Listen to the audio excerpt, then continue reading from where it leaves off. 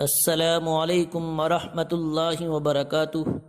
حضرات گرامی قدر، آج کا درس کا عنوان ہے حضرت یوسف علیہ السلام مصر کے تخت پر۔ حضرت یوسف علیہ السلام کو اللہ تعالیٰ نے خواب کی تعبیر بتانے کا علم دیا تھا۔ ایک دن قیدیوں میں سے 2 قیدی حضرت یوسف علیہ السلام کے پاس اپنے خواب کی تعبیر معلوم کرنے آئے۔ ایک نے کہا کہ میں نے دیکھا کہ میں انگور سے شراب نکال رہا ہوں۔ دوسرے نے کہا کہ میں نے دیکھا کہ میرے سر پر روٹی کا ٹوکرا ہے اور پرندے اس میں سے کھا رہے ہیں۔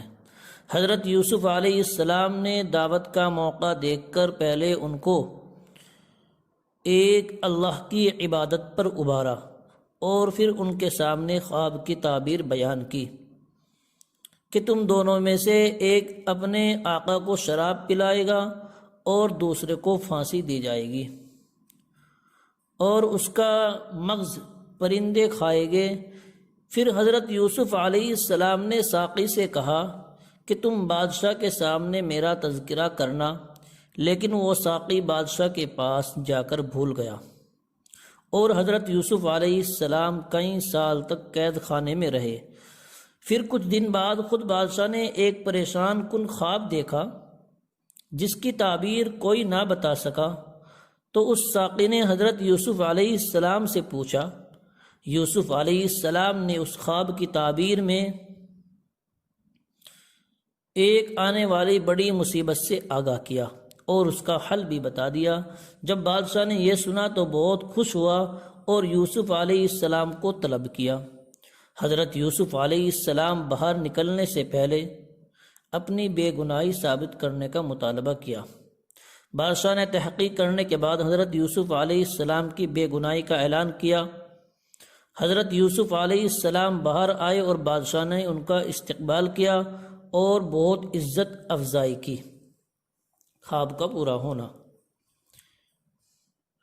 مصر کی حکومت پر جو حاکم تھے وہ بہت ہی خائن اور عیش پرست تھے۔ حضرت یوسف علیہ السلام جانتے تھے کہ اگر معاملہ ایسے ہی رہا تو قحط کے زمانے میں لوگوں کا برا حال ہوگا، اس لیے حضرت یوسف علیہ السلام نے خود بادشاہ سے درخواست کی کہ وہ ان کو خزانے کا نگہبان بنا دے۔ بادشاہ نے حضرت یوسف علیہ السلام کی درخواست قبول کی اور ان کو مصر کے خزانوں کا حاکم بنا دیا۔ پیشین گوئی کے مطابق مصر اور شام میں قحط پڑا۔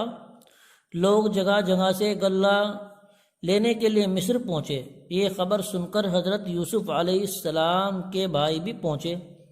حضرت یوسف علیہ السلام نے ان کو دیکھ کر فوراً پہچان لیا، لیکن وہ حضرت یوسف علیہ السلام کو نہ پہچان سکے۔ حضرت یوسف علیہ السلام نے بنیامین جو ان کے ساتھ نہیں آئے تھے ان کے بارے میں پوچھا۔ جواب میں انہوں نے کہا کہ والد صاحب ان کو اپنے سے دور نہیں کرتے، اور اس کی وجہ بتائی کہ ایک دن بنیامین کا بڑا بھائی ہمارے ساتھ جنگل گیا تھا، وہاں بھیڑیے نے اسے کھا لیا، اس لیے والد صاحب ہمارے ساتھ اب بنیامین کو بھی نہیں بھیجتے۔ حضرت یوسف علیہ السلام ان کے جھوٹ کو خوب جانتے تھے، لیکن وہ خاموش رہے اور آئندہ بنیامین کو ساتھ لانے کا مطالبہ کیا۔ بھائیوں نے پورا معاملہ والد صاحب کو سنایا۔ دوسری مرتبہ بنیامین کو ساتھ لے جانے پر کسی طرح وعدہ کر کے حضرت یعقوب علیہ السلام کو تیار کیا اور بنیامین کو لے کر مصر پہنچے۔